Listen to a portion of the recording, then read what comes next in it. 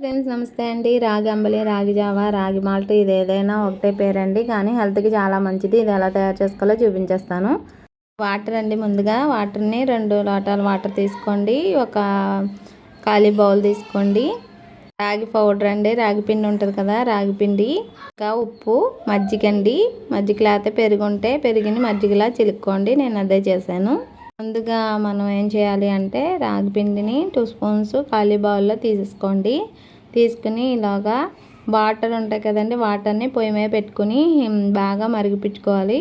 ఈ రాగి పిండి తీసుకున్నాం కదండి, దాంట్లో చన్నీళ్ళు వేసుకుని ఉండలు లేకుండా బాగా కలుపుకోవాలి. విస్కర్తో కానీ స్పూన్తో కానీ కలిపేసుకొని పక్కన ఉంచుకోవాలండి. అలాగే మజ్జిగ కూడా చిలుక్కుని ఉప్పు వేసుకొని పక్కన పెట్టేసుకోవాలండి. ఇప్పుడు ఈ వాటర్ అనేది బాగా మరిగిపోయింది అన్నప్పుడు సిమ్లో పెట్టేసి మనం ఏదైతే వాటర్ రాగిపిండి కలిపామో దాన్ని అందులో పోసేసి తిప్పేయాలండి. అది అంతే అండి, రాగి మాల్ట్ రాగి జావ రెడీ అయింది.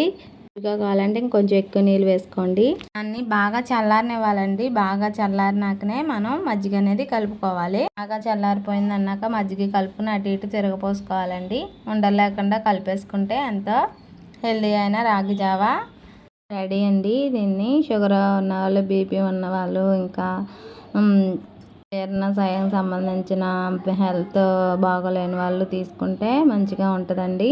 ఎవ్రీడే తీసుకుంటే లోన కొలెస్ట్రాల్ అనేది కొంచెం తగ్గిద్దండి.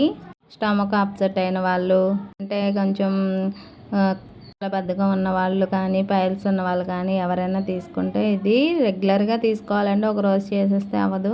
తీసుకుంటే మన హెల్త్ అనేది కొంచెం బాగానే ఉంటుందండి. ఆకలి అనేది పుడుతుంది. బాడీకి ప్రోటీన్స్ అందిస్తుందండి. Please subscribe.